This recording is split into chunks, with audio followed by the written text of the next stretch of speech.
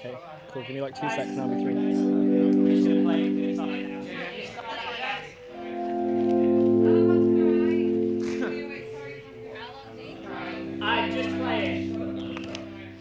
Life is a performance, babe. We were born to perform. I'm not mad that you got mad when I got mad when you said I should go drop dead. Hey. The embers of our burnt out stars are what we work with when it falls apart. Every time. I enjoyed the arts and I enjoyed acting. My dad wanted to be an actor when he was younger.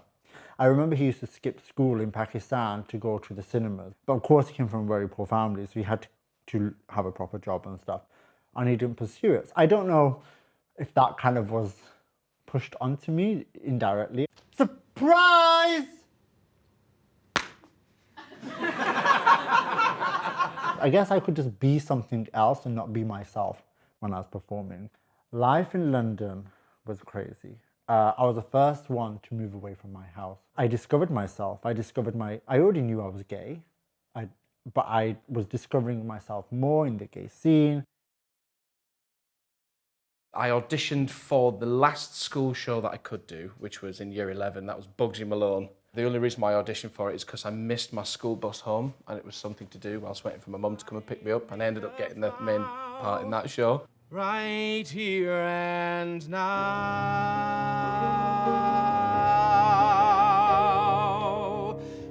I'm gonna spend my time this way.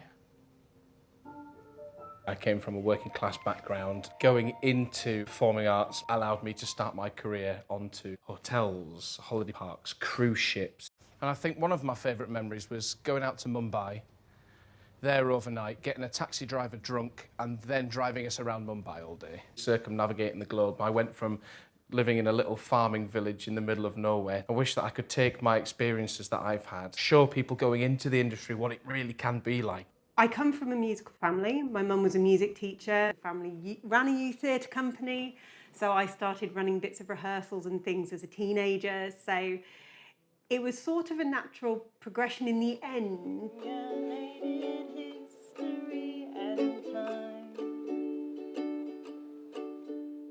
I originally wanted to do musical theatre, but then I did my first Shakespeare and absolutely fell in love with it. And I went on to do straight acting at drama school. My first sort of big professional job was an open air Shakespeare tour, which was phenomenal. That was kind of the journey I was on. I was gigging, I was a jobbing actor. I'm Miss Parlophone, but you can call me Polly. And my name is Mephisto. When did we meet? I believe it was a cruise in 35, 34? We performed jazz bars, blues bars, The cabaret. the cabaret bars, the lounge bars. Yeah. By way of The Berlin. upstairs, the downstairs. In Berlin, of course, Berlin. Yes, yes. She wore blue velvet. Oh, bluer than velvet was the night. Danny and Elcher, we've known each other for This is 4? 4 years. I remember how we No. met in the bookshop outside of the uni. I said quite quickly that I'm a musician, and you said, right, well, let's perform. And then within a week, What's the happiest memory of Berlin? When he broke both his arms and couldn't play piano anymore. Yeah, we were practicing in the uni, and then we were practicing in a little piano practice room. And it was very bohemian. My dad was a drama teacher. My school was doing a production of Guys and Dolls. They cast me as an ironic Big Julie because at the time I was about this tall. And I remember the laugh that I got. And I've been chasing that buzz ever since. And I think it was that moment of stepping out and hearing the audience's laughter. And that was what made me want to do it. My first crush on an Irish girl, I was 10 years old and her name was Elaine. And I thought I was just going to walk in, go through uni, and I was going to be on the West End in 3 years. My uni was full of all these other people who were the best in their school and the best in their town. And I realised very quickly that I wasn't anywhere near as good as I thought I was. Do you know what? I made a go of it. I tried. I worked hard. I went to auditions. I was still living in Carlisle. We have one theatre, which is a converted sports hall.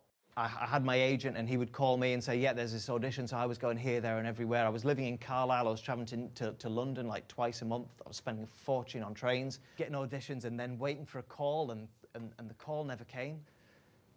And then the calls from my agent stopped coming.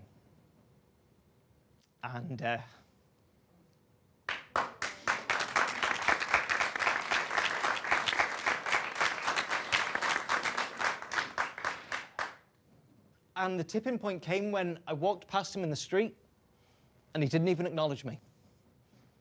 He looked me dead in the eyes and he didn't say a word. And that was when I kind of knew that I was done.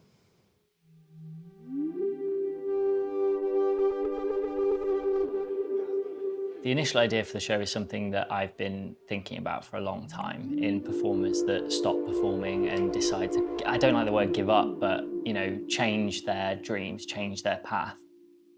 The idea came from seeing a lot of my friends from university stop, and everyone just seems to do it in such a sad way. We all surround ourselves with people that want the best from us. If we talk to them about giving up or stopping, they will always say, no, keep going, like it's your dream, you can't give up on your passion. At some point, that can become harmful, because what if it becomes too much and you can't do it anymore?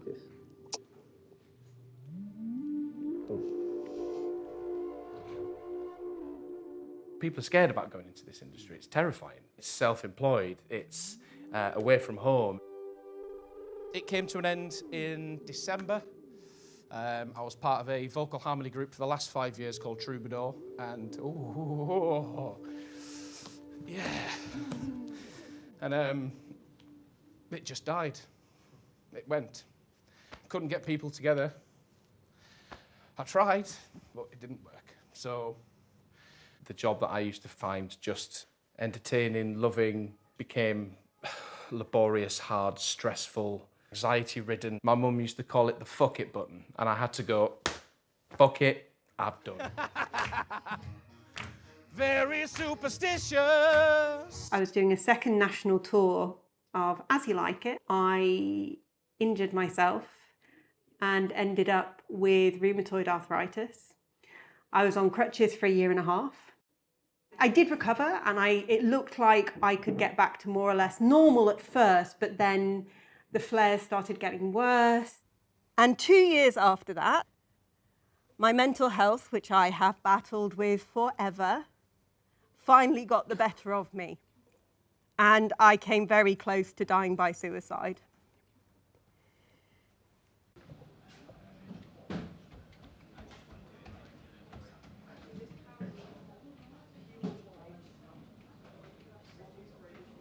I was living in London. I became HIV positive. I couldn't tell anybody because I come from a very insular community. So London was great.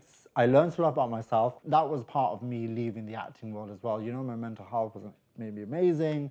I got into drugs because of the HIV. And I think in 2017, I couldn't take any more. My parents didn't know I was gay. Every conversation I was having with them was quite false. You know, they weren't honest conversations, like who I was dating. You know, it was very, how are you at home? Or how are people at mosque? You know, it was very much that. It wasn't real. Once I was asked to do lounge singing. You know, those were the words, lounge singing. And then it was in an Irish Catholic kind of bar, and there were some very disapproving nuns, so it didn't go down very well there. So it does depend on where you are. This is 1930 sexy, you know, you should see 2020 sexy. Are you disapproving of this? With the long gown and the sort of, my keyhole's full of rust. But it does depend on the environment. Berlin was the perfect place.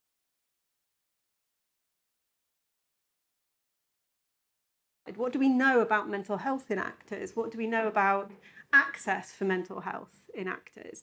And the answer was nothing. The information just wasn't there.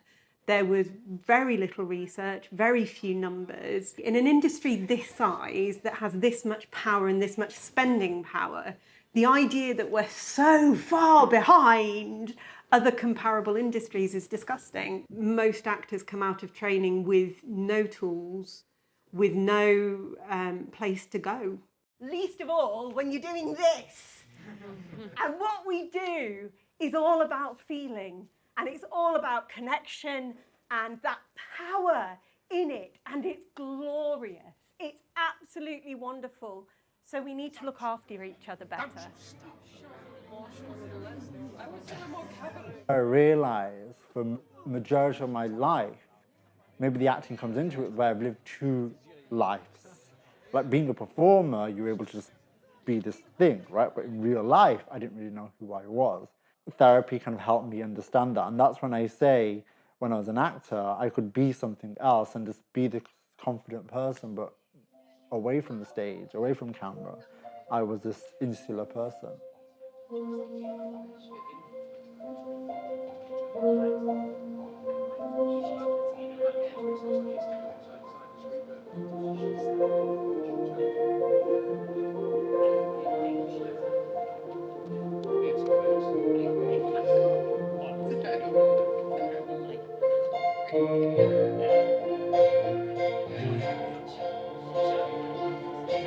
I set my goals elsewhere. I'm going to meet a girl and have a family and get a proper job. That phrase that everybody creative hates. It's not the life that I dreamed that I would have, but it's a life that I am really happy in. I work in sales now. The tiles of the showroom, that's my new stage. Every day I'm performing to make people laugh, make people smile, because it brings them out of their comfort zone, or brings them into a comfort zone. It makes them feel happy, and I like making people happy. So I wanted to give people a platform to let it go. Part of the nature of this show is that this is potentially the last time you'll see these guys perform. And I want to do something for me, and I'm going to finish my career in the best way possible in front of an audience. Cool. Table is set. Stage is yours. I know so many people who are still trying to be out there on the road doing the job now, and they're just breaking their backs just to break even in the industry because they love it and they need it and they want it. But on that flip side, that need and want of this industry is it's driving so many people into the ground. And the face value of this industry, it's lights, camera, action. It looks incredible, but behind it, there is so much more effort, work, and dedication it needs to do it. And if we can bring a little bit of awareness of mental health or physical health from this, then that'd be excellent. I've never been on stage as myself. I've always played a character. I've always played a role, even when I've done sort of cabaret style performances. Created a persona for myself. This is the first time I feel I can take the mask off. I've had that ability to play the role that I've always wanted to play, but I've never had the chance to perform what I want to perform.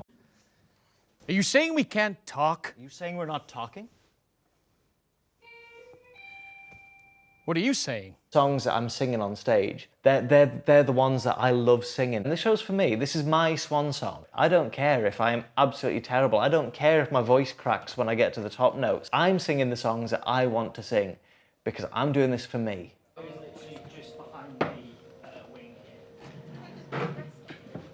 2 months later, I told my parents I was gay. 2 weeks later, they found out I was HIV.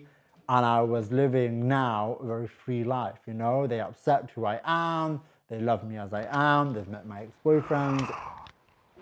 Incredible. But I think because of the acting, friends, I was able to get that confidence to kind of have those honest conversations. Dreamy, isn't it? For me, I wasn't really performing this kind of music before I met you anyway. And so I feel like it's reserved for our performances. And then how's it? I perform in other ways, like I write poetry and I do stuff by myself, but for this act, it's very specific.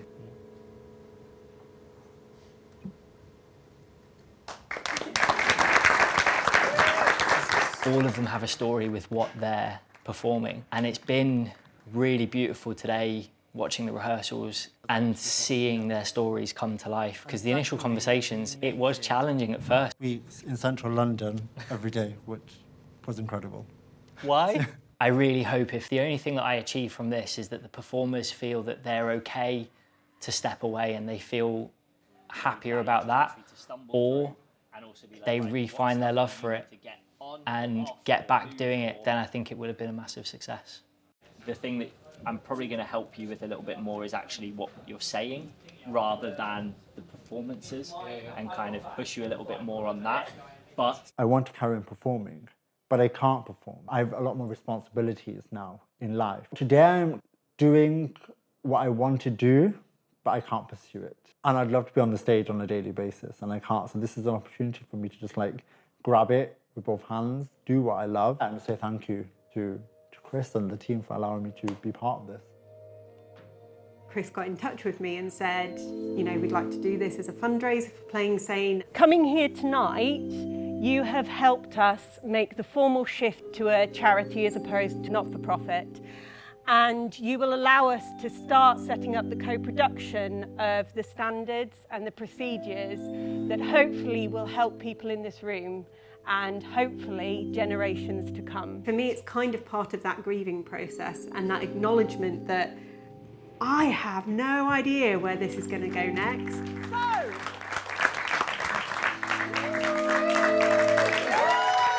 In a way that feels very uncomfortable.